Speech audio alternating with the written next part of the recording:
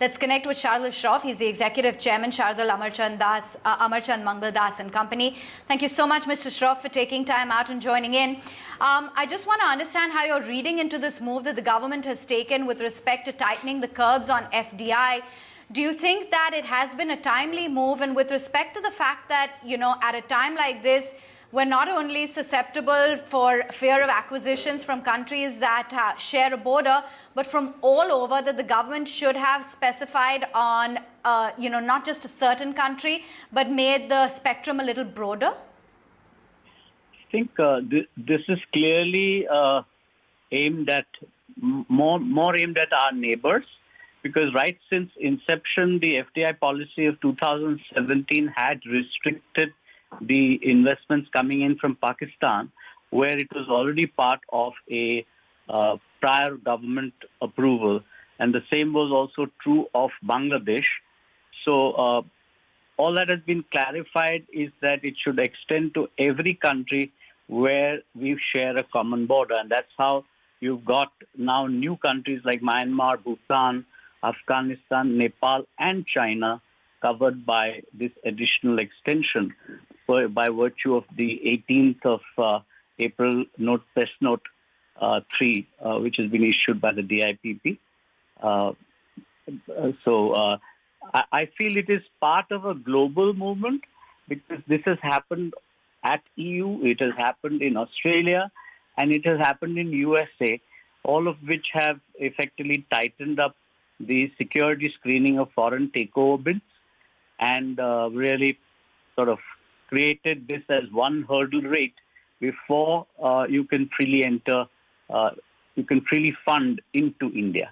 So it has many purposes. One is, of course, that you don't get in at low valuations because of the pandemic and the market crashes that accompany it. And you really do not lose your manufacturing and the technology base in the context of the fact that there is a global crisis on. So that's my view.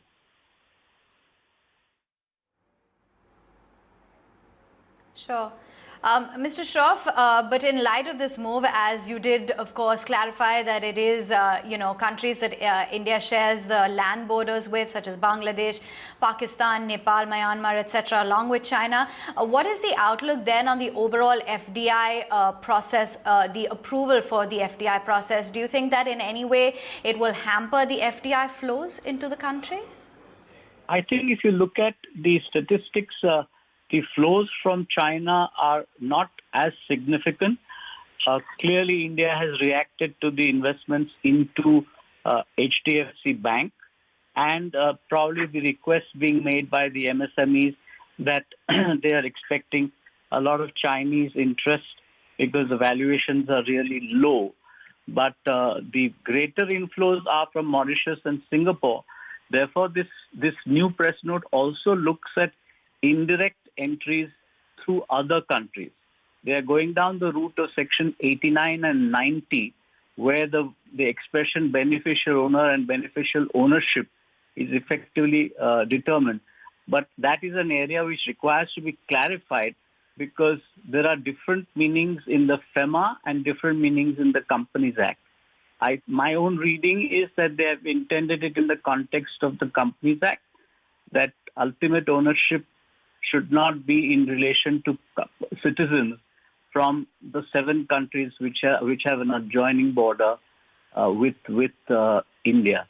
So this context of affecting FDI flows, yes, if they're ultimately Chinese origin or are coming from the other 6 countries which have a common land border, then those inflows will get affected clearly from Mauritius, from Singapore, wherever the ultimate ownership vests. So the purpose of the subparagraph 2 in paragraph 3.1.1, which has been introduced, is essentially to ensure that even the beneficial ownership cases would be scrutinized. So who is the ultimate owner is a requirement now. It was not a requirement in the past, but has become a requirement so that we know who is investing into India. it will have an impact on flows. And finally, apart from those sure.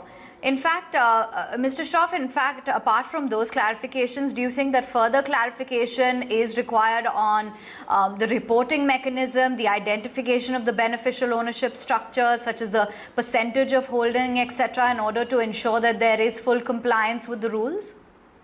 Currently, it appears to be more blanket because it speaks of any investment, including follow-on investment.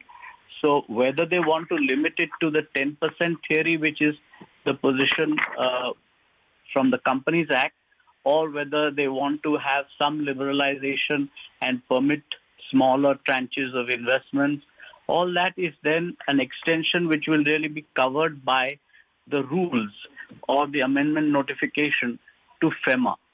So currently this is really like a statement of intent, but it has to be backed up by the actual FEMA notifications which modify the law. So yes, this is work in progress in some sense, but it needs clarification. Otherwise, there will be continuous doubt as to what was intended, what was meant.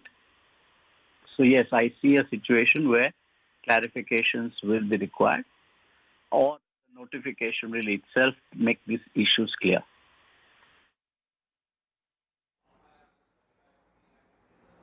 Fair enough. Some more clarifications are required, but as of now, this has been a step and a timely step in the right direction. Thank you so much, Mr. Shroff, for taking time out and joining in. That's a view coming in on the move to curb opportunistic takeovers at a tough time like this.